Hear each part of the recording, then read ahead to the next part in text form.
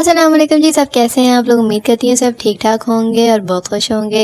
आज की video teething process के बारे में है। जो न्यू पेरेंट्स बने हैं तो उनके लिए बहुत इन्फॉर्मेटिव होने वाली है। तो देखते हैं कि आज आपके लिए क्या क्या नई इन्फॉर्मेशन है। तो सबसे पहले बात करते हैं कि टीथिंग कहते कैसे हैं। टीथिंग वो प्रोसेस है जिसके अंदर आपका बेबी 2 से 3 ईयर्स के दरमियान 20 टीथ निकालता है, 10 नीचे वाले जॉ के और 10 ऊपर वाले जॉ के। इस प्रोसेस को कहते हैं टीथिंग।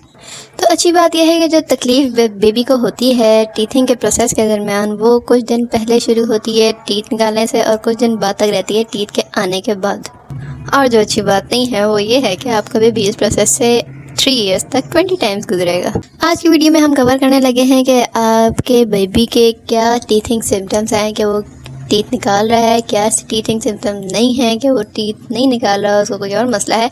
और साथ साथ मैं आपको बताऊंगी कि क्या क्या रेमेडीज़ आप कर सकते हैं और स्ट्रेटजीज अपना सकते हैं कि अपने बेबी के आप थोड़ी सी मदद कर सकें टीथ निकालने में। टीथ निकालना एक बेबी का प्रोसेस जो शुरू होता है वो नॉर्मली जो है बात वो है कि 6 to 7 मंथ्स के दरमियान शुरू होता है।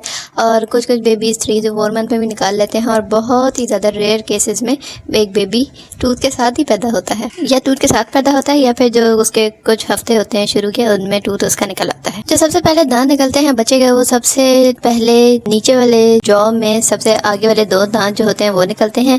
और इसकी कोई रूटीन या कोई स्पेसिफिक सीक्वेंस नहीं है कि पहले ये दांत निकलेगा उसके बाद ये वाला निकलेगा। कोई भी बेबी का निकला सकता है।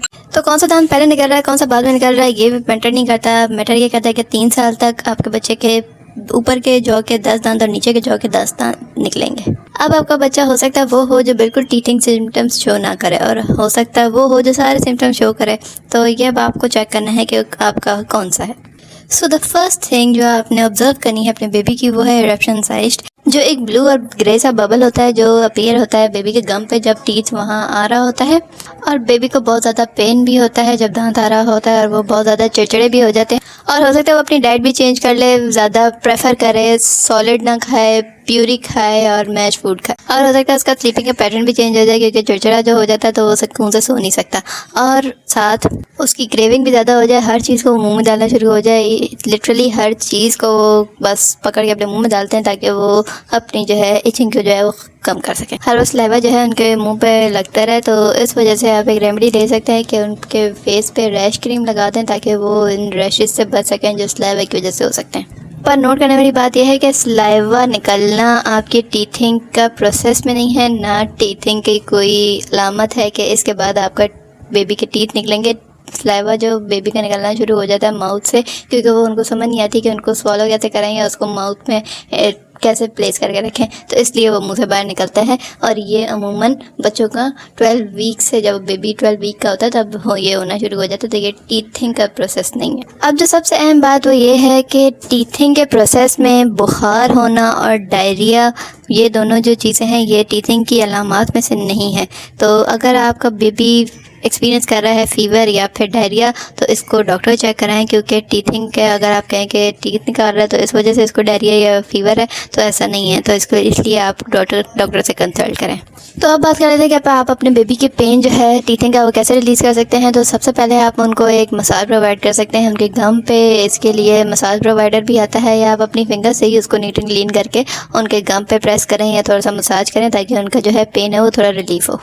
अगर आपका बेबी खुश नहीं है कि आप उसको एक मसाज दे रहे हैं या वो फिंगर लेने में खुश नहीं है मुंह में, तो इसका सेकंड ऑप्शन है कि आप उनको पैसिफायर्स इंट्रोड्यूस करा सकते हैं ताकि वो उसको मुंह में रख के च्यू करें ताकि उनकी जो है पेन थोड़ी रिलीज़ हो। और उसके बाद थर्ड टिप है वो है ये कि आप एक हैंकरचीफ लें जो बेबीज़ के होते हैं वॉश क्लोथ, उसको आप रोल करके एक सिलेंडर की शेप में बना के उसको वाटर में डिप करके रखें, जैसे मैं आपको दिखा रही हूँ। तो ऐसे ही इसको करके रखें, फ्रिज में रख दें ताकि वो जो वाटर है, अब उसको आपने फ्रीज़र में नहीं रखना, फ्रिज में रखना है ताकि वो थोड़ा चिल हो जाए। और जब बेबी इरिटेट हो रहा हो तब आप उसको पकड़ा दें ताकि वो जो उसकी ठंड की वजह से उसका जो होगी सिखाई इसको कहते हैं, तो वो उससे काफ़ी रिलीफ मिलेगा उस बेबी। फोर्थ ऑप्शन आपके पास इन सारी चीज़ों के लिए आ जाता है कि आप टीथर यूज़ करें या कोई भी सॉफ्ट टॉय मतलब ईटेबल सिलिकन जो मिलते हैं कि मतलब उनको खा नहीं सकते ऑफ कोर्स, पर वो हैं कि बेबी अगर उनको माउथ में रखे पूरा दिन या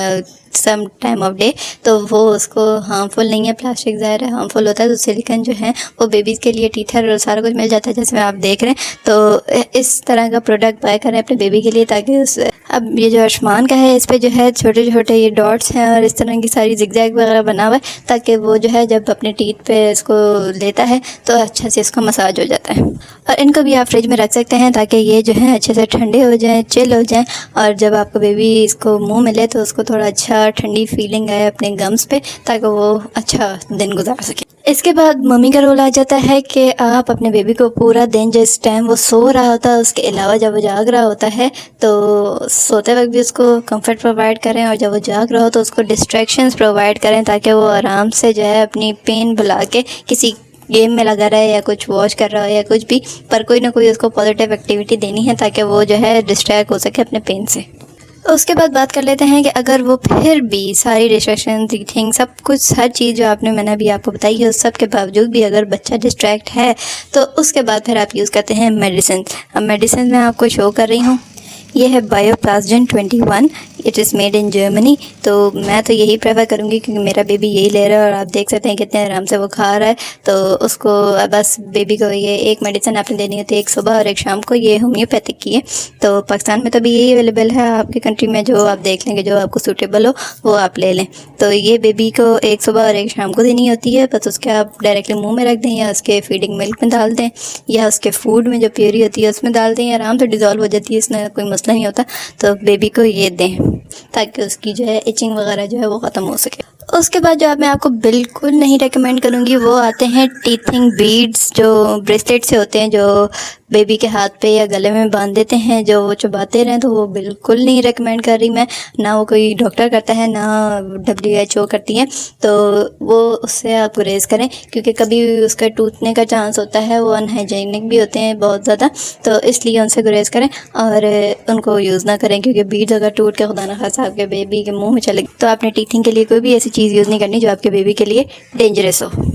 और प्लस आपने कोई भी हैवी मेडिसिन बेबी को इंट्रोड्यूस नहीं करानी क्योंकि वो उनके लिए हेल्थ की डिजीज़ भी बन सकती है, उनके लिए काफ़ी हद तक ख़तरनाक भी हो सकती है। और टीथिंग के कुछ जेल्स मिलते हैं तो वो भी आपने यूज़ नहीं करने हैं, डॉक्टर से रिकमेंडेशन ले लेनी है पहले। अगर आपको डॉक्टर रिकमेंड करते हैं तो वो आप यूज़ करें, पर अपने तौर पे कोई अपनी जेल यूज़ नहीं करनी है क्योंकि वो जो है ब्लड डिसऑर्डर तक भी आपको पहुंचा सकते हैं। तो ये थी जी आज की वीडियो, तो उम्मीद है आपको पसंद आई होगी और काफ़ी इन्फॉर्मेटिव होगी आपके लिए। अगर ऐसा है तो सब्सक्राइब कीजिए, लाइक कीजिए, शेयर कीजिए। न्यू मॉम से मैं मिलती हूँ आपसे नेक्स्ट वीडियो में, तब तक के लिए अल्लाह हाफिज़।